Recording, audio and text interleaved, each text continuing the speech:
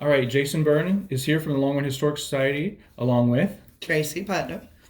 and we are here with our new friends. Introduce yourselves, please. I'm Spencer Whitehead. And Janet Whitehead. And you all are, Spencer, you're from the line of the Hookers that date all the way back into just after the Civil War in this area. Correct. And so we'd love to just talk with you, learn about some family history and kind of what you remember about early Longwood, and as well as what you've heard from your mother and grandmother. Okay. So tell me, you're just sharing this picture with me. So who's this in this picture? Uh, Who do we have there? this represents 5 generations, and the baby is that's me, and Fern is my mother here, and her mother, and representing of my great grandmother, and this is the 5th generation. Wow. Referred to by mother as Granny Heath, and she's a longtime Longwood resident. And Spencer, you were born here in Longwood? No, Where were you born? I was born in Orlando. We lived in Altamont. Okay. And I was born in Orlando, and we lived in Altamont Florida Hospital. Okay. probably till I finished first grade, and I would have been 6. And then we moved here into what presently is the 434 Animal Hospital. And what year was that? Would have been 46, 46. Okay. the summer of 46, best I can recall. So you were telling me your old home was the animal hospital. Used to have a porch on the front. You were saying was been removed. Yes. So tell me about that. My understanding is it was built probably in the 20s and from reclaimed material from an Army or government facility in Jacksonville that Granddad won the rights to, the demolition rights, and he took the building down and brought it down the river to Sanford and then hauled it here and rebuilt the house. It's mostly hard pine lumber, and that was built probably in the 20s. And we lived there until 62, and then Dad moved and built a house back here on Maine in 60, and we moved there in 62. Now, did you say the reason you guys moved out of that and moved back here is because the highway was getting wider? Or? Well, that one of the widening projects took the front porch off the house, and Dad worked at night for the railroad and tried to sleep during the day in the front bedroom there, and the noise got to where he couldn't do that anymore, so he moved as far away as he could, which was back here, built another home. So your family's been on this property since the 40s? No. The Whitehead family, Whitehead. yeah, that's in the 40s, and Granddad acquired it. I don't know exactly when, but from the Overstreet Land Company. I'm somewhere in the 20s, I suspect, after he cleared it and built the house. Okay. So his mother, Fern, grew up there, Okay. whatever that span is. And then he was born January 1st, 1940. Yeah. So, go ahead. Mother was born in the old Hooker house on Trout Lake, as was her mother. Same house, same room, I understand. And what year was she born? 14. 1914. Okay. And her mother was born in 96, so that made her a young mother. Absolutely. And so when your family moved to this plot of land, you said it was woods and you just cleared it. When Granddad bought the property, it was pine trees and palmettos, and he cleared that and basically fenced it in to make pasture, and they raised chickens primarily and had dairy cows and sold milk and butter and eggs and that sort of thing. And how long did the family remain in the dairy and egg business? Well, Granddad passed away in 46, I believe, and it was a little much for Grandmother to handle, so that's when we moved up here and at that time they were down to one cow. That's all, one milk cow, and a few chicken. And so, can you tell me the names of your parents? Dad was Clyde Whitehead, and mother was Fern. Frain was her maiden name. Frain. And then, sorry, go ahead. No, And then your grandparents, what were their names? on mother's side, it was Nancy Flora Hooker and Oscar Hammond Frain. He was from Michigan. Don't know much about him beyond that. And of course, Nancy was born here. Nancy was born in the old homestead. Yeah. And she was a Stevens at the end of her life. So she Remarried. Remarried. Yeah. Mm-hmm. She married Stephen. And She was a young widow yeah. Yeah. in her 40s. Yeah. We were talking earlier that her first husband was much older. Yeah. Than she was, so she married a second time, right? So what? Do you have any? Not yet. Okay. So I was reading that how loved both Nancy and Fern were within the community and kind of well regarded, and they lived very long lives. So either one of those, love to hear kind of about them and about what they meant to the community. I wanted to share one thing. Yeah, sure.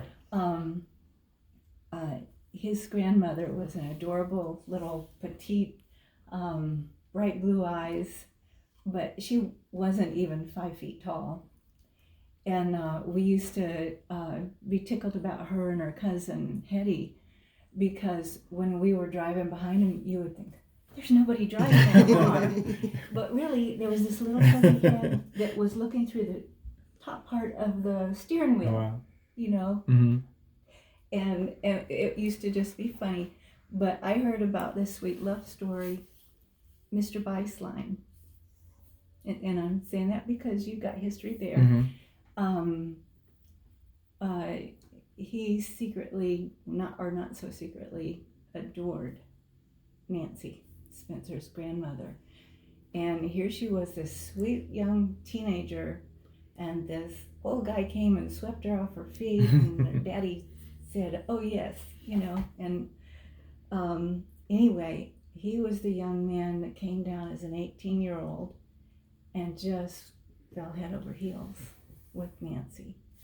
And but somebody else got her first. Well, thank Or he goodness, could- because you're here, Spencer. Because of that. I mean, I'm actually glad. Yeah. Because Spencer and his mom Fern both resemble his granddad so much.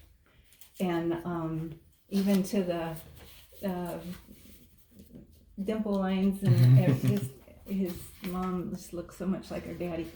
But this guy, Beislein and Grandma Fern, not Fern, Nancy. were just special friends throughout life. And he was already married to someone else when she finally became widowed, and then she finally married someone else, but they remained best of friends throughout life. And when he knew his life was about to be finished, he was in the little house, where the little lake, 434 used to kind of curve around the little lake there, and it was, they call it Beislein Lake, the little one. And he had finally retreated to a little house.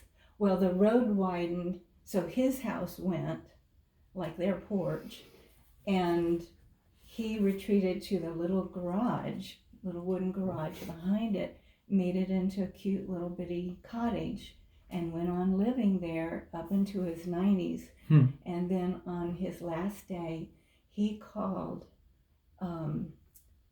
Grandma Nancy and said, I need you to come over here quick. And she and Fern hurried over there, and they were there to hold his hand and be with him. Wow. Oh, what a Till great he love died. story. It was so precious. He, of all people, he wanted her with him. So I think today that lake's called Evergreen. Lake Evergreen, right on the highway where the highway curves around. No, differently. The Maybe. banks. Yeah, the bank, the little fountain in the middle of it. Yep. Yeah. Okay. This is an obituary of the oldest relative that I know of in Longwood. Okay. My Yeah, I'll take a picture of that. Granny Heath. Okay. And it lists me as a great grandchild. My sister, she passed away in 40. My sister was born in 41. So mother just added her name here. Okay. To this. Glad to see that because I've been looking for documentation of Heath and I haven't found it yet. So thrilled to see that. Yeah, we'll get some pictures of that for sure. If I can, but love to get back to Nancy and the Hooker line, but I don't want to neglect you, Janet. I'd love to learn about your family and you know how long you've lived here as well. No. What did you grow up I here? didn't come here until 66. Okay. And his sister Nancy, she was named after her grandmother, and I were real good friends at work. We worked in the same company, so in Winter Park. And then I finally moved here. She had always said, "You need to meet my brother. You need to meet my brother." And I just thought, yeah, you know. But anyway, I finally did meet him. And obviously it worked Yeah, out. It worked out. That was 50-something years ago. How long have you been married? 50-some years? you 50 said? this year. Wow, congratulations. These are copies of pages out of the family Bible that was presented Perfect. to David Hooker. Beautiful. Okay. In 1911, and it has a lot of the family history here and names of people that are buried in Concord Cemetery. Wonderful. That's great. Not all of them, but Because you only know about 4 people that are there now, so Well, this fills in the gaps of a few more. Yeah. I think these are the only 4 that you know about. Yeah. Well, his mother and So- grandmother were grieved, especially his grandmother, that happened. People threw tombstones in the lake, all Right. kinds of things. They built a road over the cemetery. There used to be a little church there. Mm-hmm. And anyway, she was always grieved. She was very tender about things like that. And so they had a couple monuments made. And then she just put a bunch of names on there because it's like, I mean, the state found, in fact, there is a cemetery here. They found various bodies and all, they were punching all around. Mm-hmm. Because he pushed about that too, you know, that wasn't right. And so I think that was an honor to his family and to how his grandmother felt. And I remember that they did that. Here's some more information on her. Okay. So I don't whether it's a newspaper article or printed in maybe in the funeral. From the Okay. 40s. Okay. Great. I will be posting this. I'll take pictures of that and post that as well. Fantastic. And this actually, the cemetery is how I found out about the story to begin with. I wrote an article about it. I think you read it. I was driving down the highway and I was like, what is this cemetery? And I went and visited and started doing research and found out about the Hooker family and consequently about the homestead that's still there, which we'll talk about in a bit. But it's really interesting that it was neglected and forgotten about for all those years and was finally restored and cleared and, you know, to the best it could be. Thanks to him, Well, seriously. I tried to get the city of Castleberry to at least maintain the property because people have been dumping on it. Yeah, And landscapers would they're huge loads we had to clear off. Mess. And I think it was your article before we started working together in the society that I learned about the cemetery Okay. from too. So Glad somebody's reading it. But yeah, so you obviously already knew about it, and then you kind of were alarmed by the condition. Right, and Castleberry says we'll post a notice on it that it doesn't meet code, and the people that own it will take care of it. And all the people that were trustees have been dead for years, so nothing ever got done about it. But eventually, and I think partly because of the realignment of Plumosa and the possibility of that, they really wanted to realign that a little more. And Mm-hmm. fortunately, they did some surveys and some studies there and found out there's quite a few people there. We don't know the grave sites of anybody in particular. They just put the marker, I think, under a small tree when Yeah. they put it there. and these are the people that are there Okay. that I know about in my family. Mother can remember going there to funeral in a wagon, wagon through the woods, probably from this side through the Hooker property that way. So the Hooker property at one time, my understanding was all around Trout Lake, including where Millwee is today. Is that your recollection? I don't remember any of it actually being on the west side of the little road that used to go behind the school, but perhaps originally the tract was that large. It's possible that he donated the property for the little church and the cemetery. I'm not sure about that. But I do know that Mother could remember there was a church there that had burned next to the cemetery. Yeah, my records say the church burned in 1885. So your mother wouldn't have remembered that one. Maybe they had rebuilt it She though. remember it. Yeah, she remembered it. Probably that her mother had told her. Yeah. She remembered the story of the first it. time he had been there. So there was a small community there called Concord. Right. And what do you know about what have you heard about the city of the community of Concord? Like who lived there and how big it was, or anything you recall hearing? Not anything really. There's a lot of There's a cemetery there for a long time. Mm-hmm. Some of the original trustees, which you probably looked up, one of the names is Hartley, another is Mhm. Lewis. So Longwood yeah, people. the Hartleys were here before Edward Hink even arrived. Yeah, Yeah. I think Ferry Lake. Yeah, one of the Hartleys used to own basically all of Columbus Harbor, and it was on Mhm. Citrus Grove. And another one had a feed store downtown, feed store and grocery store right downtown, where the coffee shop is and the little barber shop next door, right in that building. Do you have any idea when the homestead was built on Trout Lake? No. There were two homes. Stephen lived in the home that has been restored, and that was on the east side of the lake. And David built a home on the north side of the lake. And I remember that. It was there when I was going to school in Lyman. And it was cracker house, board and batten, no paint, a high off the ground, big swing on the front porch. My understanding is that the original house was similar in construction and at some point was sold to New England family that totally renovated the house. And the looks certainly changed.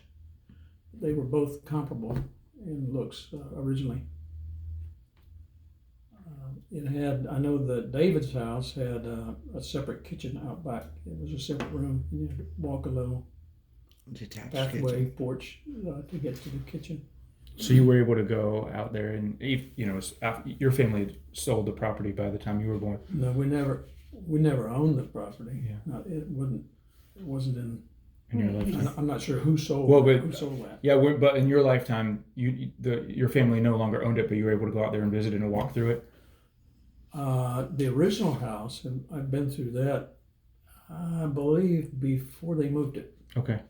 And Mother was with us, and she says I was born in that room right there. So for those who don't know the story, I believe your family sold it in the 20s, somewhere around there. Don't know.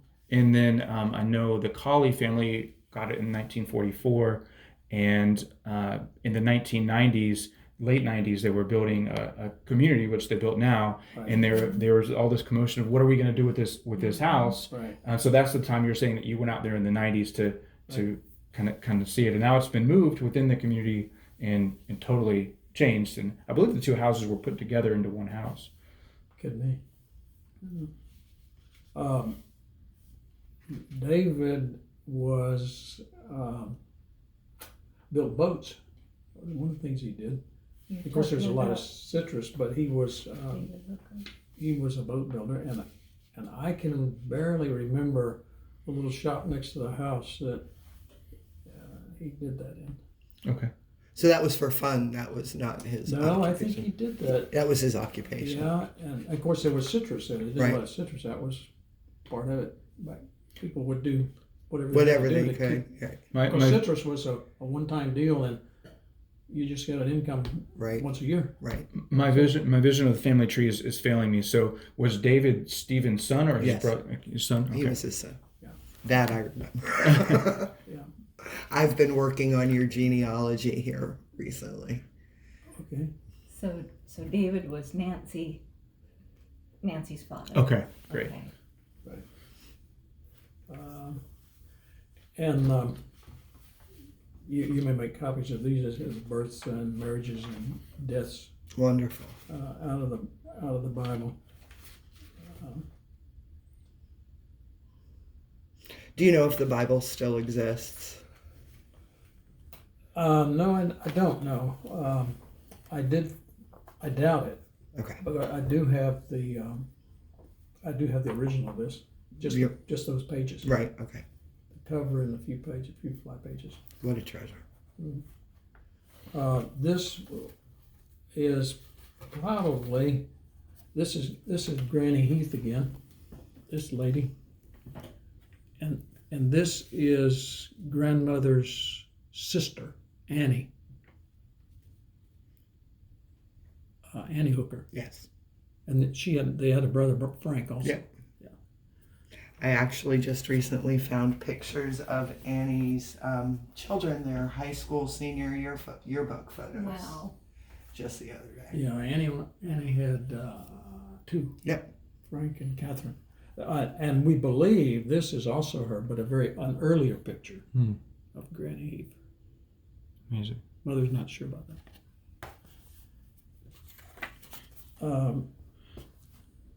And so Nancy passed in 84, I believe. Somewhere around there. Yeah, Sounds familiar. yeah. This is an article about that house that you probably have access to. Yeah. Have digital copy of this, and definitely we'll get that linked as well. This is an article that was about Nancy. You're welcome to look at that. I have a copy of that if you like. Thank goodness a lot of this has been digitized. I've actually seen this article and read it as well. Have you seen that one? I'm not sure that one's not as familiar. So excellent. Okay. This is that's another picture of her, I'm sorry, who? Nancy. Okay. That's also her. She got a nice car. I bet it's not hers. I guarantee it's not hers. It says on here his grandmother passed in. Is this his first, honey? Nancy Flora Hooker? I have 1985. Yeah, that's what this says too. 1896 to 1985. I was 1 year off. Yeah. Oh. This is a. There's two pictures. This is Granddad in the back of the house. Of this house? No, of 434. Okay. The original, the one he built. Gotcha. That's now the animal hospital. Yeah, that's the back of the house. Okay. And here's another picture later on, and that's my granny Whitehead. Okay. My sister Nancy and myself. Cool. Is on the back And of that's the here as well. In the just behind us. Yeah, that's Nancy, named after Grandma. After both grandmas, really, Yeah. she was Mary Nancy Whitehead, Uh-huh. and she was named after Mary Hooker, Mary Heath. great grandma Mary Heath. Yeah. Hooker. Heath Hooker. Yeah. Yeah, that's And then that's his Granddad. grandma Nancy. his younger Nice. days. And then Stephen's Cool wife hat. was Nancy also. There was a lot That's of him Mary again. Nancy's. Oh, that's a great photo. Yeah, it is. He spent time in Memphis. That's probably where those were taken. He also went to Alaska to go. Don't have much history of what happened and what he did, but that's where he was. You got these articles. Do you know if he found any gold? Don't know. It must have been quite an adventure. This must have is been. this is a picture of the last year there was school in Longwood, and you know where that building is, right? Yes. Right. Hmm. That's the class, and Mother has named a lot of these people. So this is Oh, right when they built Millwee, what's now Millwee, after this, and they closed the school in downtown Longwood. Yes, they had a school in Altamont, and also one in Longwood, and they decided to build a high school right between the two, which is what Lyman was. So Mhm. this is The old Lyman School. Yeah. and here's I think Mother's in here. Yeah, that's her right there. Hmm. And that's Roy Ryder, Okay. which is Jimmy Ryder's brother, right. and some other names. And this is 1931 at Lyman High School, and she's named everybody in her class. That's awesome. She probably did that when she was 80 years old.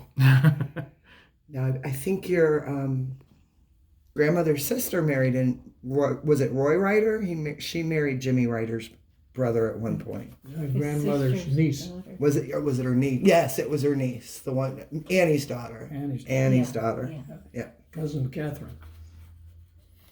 Yes, she's the one who I found the high school photo of. And Yeah. Jimmy Ryder, of course, was, helped start the fire department and owned the big Right. property that's now Ryder Park. Right. And he was very active in the volunteer fire department, and they used some of their Grove equipment, water trucks, for fires, to fight fires. This is wonderful. This is, Could I throw in one quick thing Absolutely. about Lyman and all that? I think, didn't the superintendent or whatever for this area convinced your dad and your mother? They managed to get 4 seniors together, and they would start Lyman. They graduated, the first graduating class of Lyman. Oh wow! His parents were 2 of the 4, Wow. which I thought was just kind of cool. Yeah, it is. I was going to get to that, but here, Oh, there's sorry. a picture of the graduating class in Lima School in, Okay. The 4. in The 4, 1932. okay. Great. That's cool. And And that's the original. the 2 on the The right are my building. parents. That's the original Lyman School building. Yes. Okay. Which again is now Millwee. And Doug jumped around a little bit. This is the front of the house. This is the porch that came off. And Okay. that's my Granny Whitehead and my sister and myself. That's awesome. That took that off. And that's the porch that was lost, Mhm. right? Mm-hmm. Here's an inside view of the porch. Had a big swing on it. And that's my Granny Whitehead there again. I'm gonna get copies of all these with my camera. Okay. And I think that's about it. That's my sister with some cats. And an honor to Mother was that they made Fern Whitehead Day in Longwood Oh, that's awesome. when she was 100. Oh, that is awesome. That's on file. Yeah, and she just passed a few years ago. Yeah. 15. 2015. Yeah. Mhm. She and my sister, I lost them both within 6 weeks of each other. Oh, But she was 101 plus. It's just a good life. She was doing that's pretty well. Yeah, And it just hurt to lose her only daughter. yeah, Yeah. She just gave up. of course, yeah. At 101 years old, 100. 101 and a Yeah. half. Here's, you mentioned Catherine. There's her birth record on there. Oh, that's wonderful. Catherine Barnes. Yeah, Somewhere right there. yeah. When we're through here, I'll pull up the senior pictures and show you Yeah. that I found for them Annie lived in a house on Oxford. at Oxford. I believe it's right next to AutoZone now. Okay, It's a small block house. She had that built. interesting. And Nancy and Stevens built a home on Wildmere, which is still there. Mhm. It's across from the apartments On the lakeside, on this side Fairy Lake, on Wildmere. Wildmere, Lake Wildmere. You're right. I can't give you the number, but it would be obviously it's the oldest house there. Well, it's gray shingles on the outside of the walls, asbestos right? shingles on the outside of And it. I love Maine, this street that you live on. I just feel like it's kind of a hidden gem. Like nobody really realizes, but the old homes are just beautiful. Well- This whole block got a history. When I grew up, the last house was next door and across the street, and our property line went right down the east side of our home here, and there was nothing but woods behind that. No road, no street, anything. It was just all woods. And these people came down in the winter from New England, primarily Maine, and the lady next door would come every winter and stay in the house, drive back and forth with her dog. Wow, that's From quite a Maine. drive. And the little cottage in the back, she would rent when she was here to people with greyhounds, because it was seasonal when she was here. Mm-hmm. And apparently that was a thing to do, because there's another home and cottage just up the street that's probably about the same vintage. And my first grade school teacher lived in that house on the corner. Wow. Small town. Maud Tupper, I think was her name. And she lived in the little house on the corner there. Do you have any history on the First Baptist Church that was here, that was on Warren? No, I'd love to hear about it. My parents were married there in that church. And I remember attending it very small. Nancy Hooker was a charter member. David helped found that church. He donated or gave to the church a church Bible that was on the table up front, always open, and it was huge. And I have that next door. It's never used. It was just always there, open, Right. you know. And that church, we moved from there over to where the nursing home is now on Church Street. Okay. And then to where it currently is on 434. So the original one you said was on Warren. Do you remember exactly where on Warren it was? Yes. There was a vacant lot between the church on the west side and that street, which is, what's that, Millway? Milwaukee's on. Was on the east or the west side of Ronald Reagan? West. On the west. But Okay. then it's a street that runs right by the park now. Yeah, and that's Right by- Milwaukee. between- Okay, there was a vacant lot there that had a few orange trees on it, and the church was just east of that. Okay. And the house that was east of the church is still there. So Oh, there's a Baptist parsonage there. Yeah. I think primarily it's vacant land, but Judy's Dolls is on the corner, Okay. and it took the corner lot plus maybe a little bit of what was the church, but the church sat right there. That makes sense. And my earliest memories are in there. I don't remember a time when I wasn't in there. And mother at one time ended up very young, before I think she's probably 16 or so. She was in charge of the babies nursery. there, nursery thing that was there when the pastor and his wife left to another church. And was that building torn down or burned down, or do you remember? It was eventually torn down, but it didn't burn. Caught fire one time, but it managed the fire department to stay there because it was basically right there.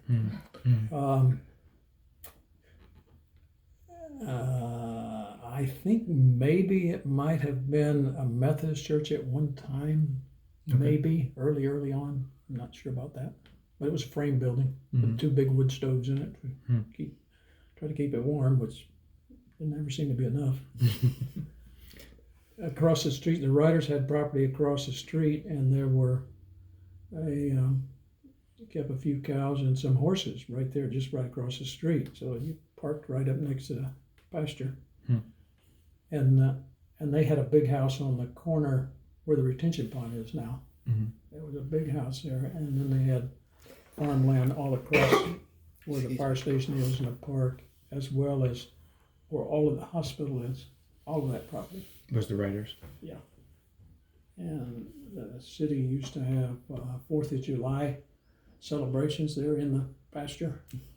And Jimmy was very involved with that. Also, Carl Lomler, he was one of the first fire chiefs and very active in the fire department.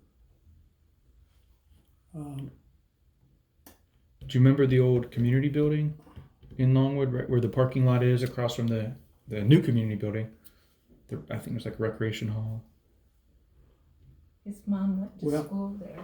I remember when there was a community building,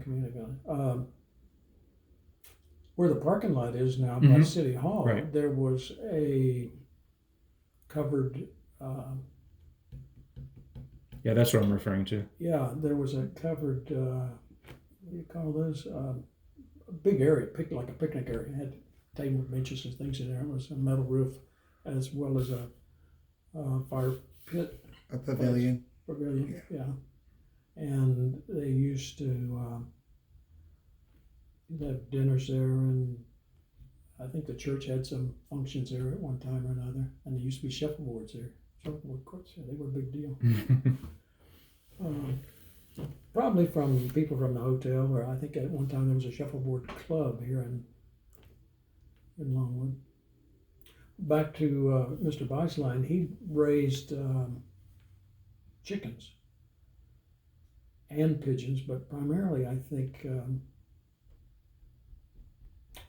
chickens. I can't remember whether they were Rhode Island Reds or Barred Rock, but they were special kinds. He raised a lot of those and pigeon.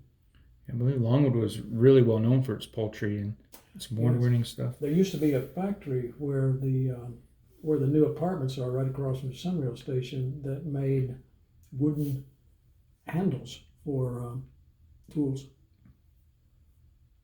And used to be an airport out at Island Lake. Wow. You know that? Slade I Airport. don't remember it. Mhm. Slade Airport. Yeah. Fred Slade went to school with Mother. They weren't in the same grade, but she knew Fred. Do you remember that? So you remember the airport being active? I think it was active until the late 60s. Well, there were people that had planes. Fred had planes. He loved planes, so he flew, and then others kept their planes there. Mostly Piper Cub type small planes. And there was another family that a couple that raised originally came here to, as I understand, to raise frogs, bullfrogs. Wow. And they were sort of across the street from that, in the vicinity of where Island Lake is now, the retirement center community. And I don't think that did too well. So they converted that into raising lilies. And he had a home set way back. And the whole front of that was just cultivated lilies, which he sold, I think. Oh, I bet it was beautiful. The plants as well as the flower. Yeah. Of course, fernery business was real big in Castleberry. Right. Mm-hmm.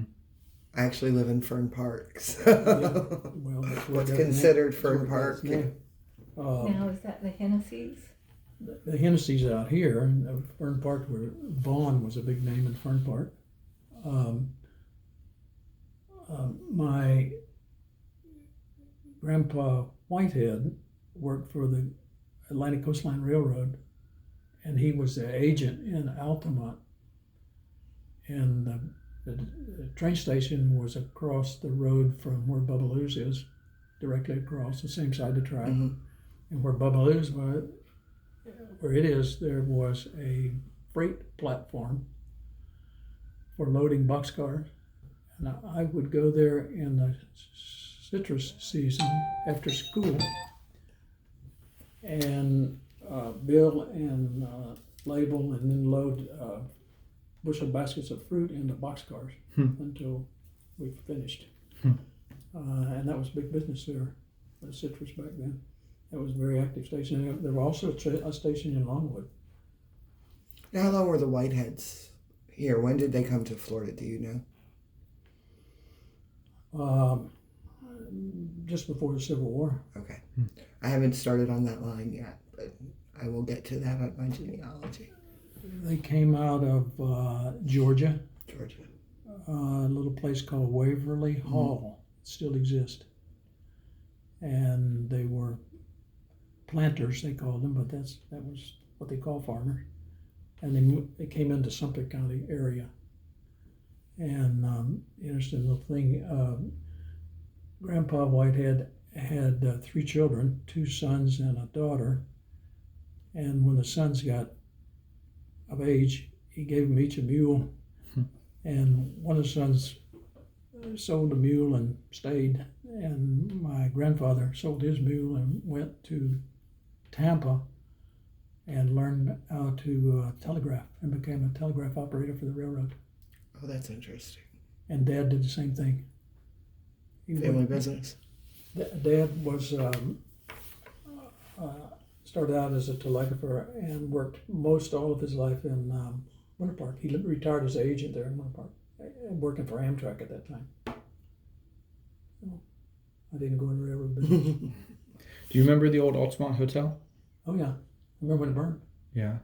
Tell me about your memories of that. Like, it seems like that would have been like the hub of that community there. Well, there's a picture on the website of the trolley being drawn from the station where Granddad was the agent, and Dad said he and other kids used to hop that trolley car and ride it up to the station. I think Bubba Lou's over here on 436 has some old pictures. I don't know if you guys have been in there, but yeah, old pictures, and also of the trolley, and I think the hotel. It was a beautiful site. It was built around a golf course. It was a the place to come. Yeah. Altamont Springs, and a lot of Northerners came down and spent the whole winter there, played golf in that area, and they completely shut it up, boarded it up for the summer. And it was during the summer that it caught fire and it burned for the days. Oh, that's a shame. And so what do you remember about that? Did the whole community just come out and kind of stare on, or like what? Well, I remember Dad was aware of it because he came home from work, and he would come that way because his mother lived in Altamont, and sometimes she'd have breakfast ready for him at 5 o'clock in the morning when he got off of work, because he worked at night. And I think he brought news home that it was on fire, and at some point we went down and looked at it, but it was pretty much just rubble by then, but it burned a long time. There was no way they could do anything with it. Yeah, but everybody was devastated.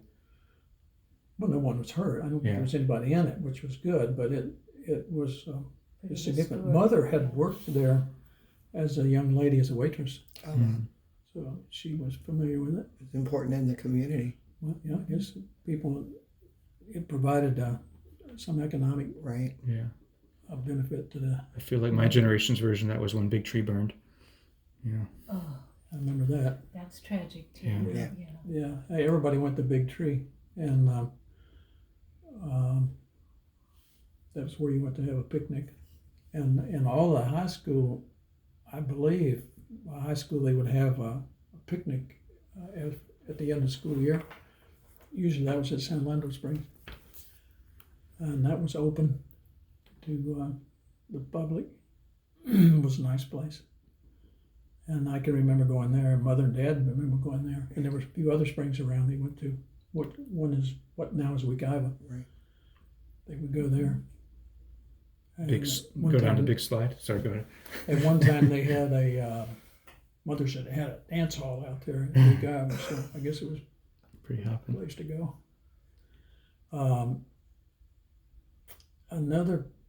Another thing you used to find in the woods around here, Dad and I would hunt all around Lake Emma and all of that out there now. It was all woods and beautiful. And you would find pine trees that they had tapped for turpentine. And Mother said it used to be a turpentine still across from where Scott's Garage used to be. You know where it's vacant property now. Yeah. Scott's Garage. Where's that? It's a vacant property across from where Marvin comes out. Marvin comes out onto 427, Mhm. and it was right Right there. That's where the garage was, so the Okay. still would have been on the other side of the road. Okay. And I think that was operated by Overstreet Land Company. And there are a few places around here you can still find pine trees that bear the scars of that. The tapping. Wow. Yes.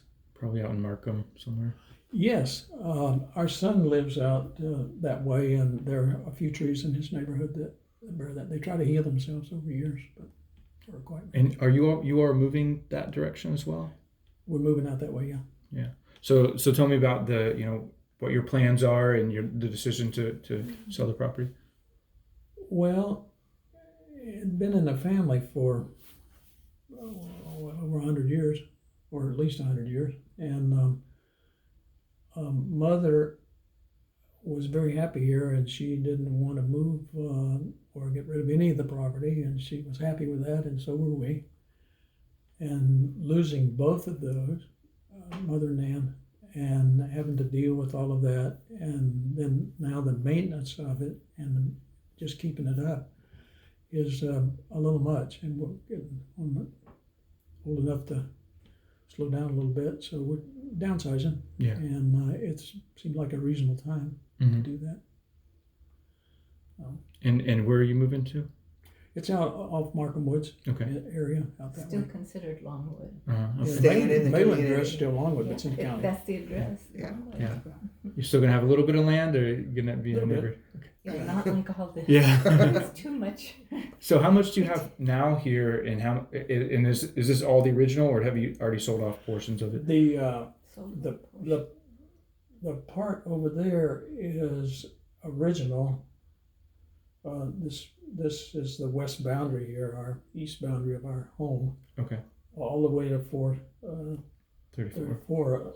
Originally, it went that far, but the vet was sold. Dad sold that old homestead, and then eventually ended up being bought by the vet. Went through 2 or 3 owners.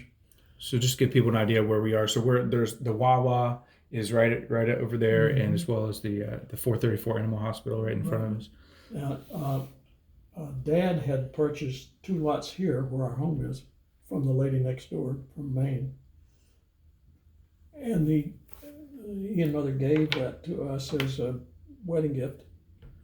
I think probably so we would stay close by with the grandchildren. They got to enjoy the grandbabies. And I purchased later 3.5 lots behind us here, which go up to Evergreen. Okay. So when you include that, plus the home next door is part of it, still in the family. What's that? It's about 7.5 acres. Okay. Very nice property. And his parents or mom, his mom, Fern, lived with her parents for a while. She said here they had a tract of land right beside where the yellow, right there on Ronald Reagan. Where the nursing home is. Yeah, that Serenades. nursing home. Yeah. And they were right beside it, and she was telling me the people's names. When I used to take her over there to get her hair done, because her hairdresser is right there and takes care of the people at the nursing home as well. And I would take her over there, and she said it's kind of like coming home. She would tell me all about what was going on there and the land next to it and the neighbors on the other side that were good friends. And Is that the place? I think there's still a hairdresser right there. Is it? yeah, she's still there. Yes, yes. I'm not sure the home. I took his mom there for years. There used to be Citrus Grove from about where the little creek runs under the road under 427, all the way across Wildmere to the other side of Wildmere. It was a pretty good citrus grove in there, and Granddad maintained that. And in exchange for that, my understanding was that the gentleman that owned the property, owned the grove, provided houses for them in exchange or partial exchange for maintaining the grove. And so they lived there for a while until he built this place. Mm-hmm. And he did that. He did that with a mule. Wow. And that's what he did. So He So- wasn't afraid to work hard. Oh, tell him how your grandfather helped. He was the team that cleared the road on out to. David apparently was contracted to clear General Hutchinson Parkway right away. Oh, okay. And Granddad they two worked together. That's how he met Grandmother, because Granddad came down here, I guess looking for work or something, and he hired him. Mm-hmm. And I guess that's how they met. But he did some of that work. Yeah. His grandmother would. We have to realize they milked the cows, churned the butter, all the stuff that they did, and she would walk with little girl Fern all those miles up the dirt road to the Big Tree Park to take Daddy some lunch. Wow, that's quite a walk. Oscar Yeah. frame, and I was like, That took a better part of the day. people do now. That was and she had plenty of work besides that. Yeah, they knew how to work. Yeah. Work hard.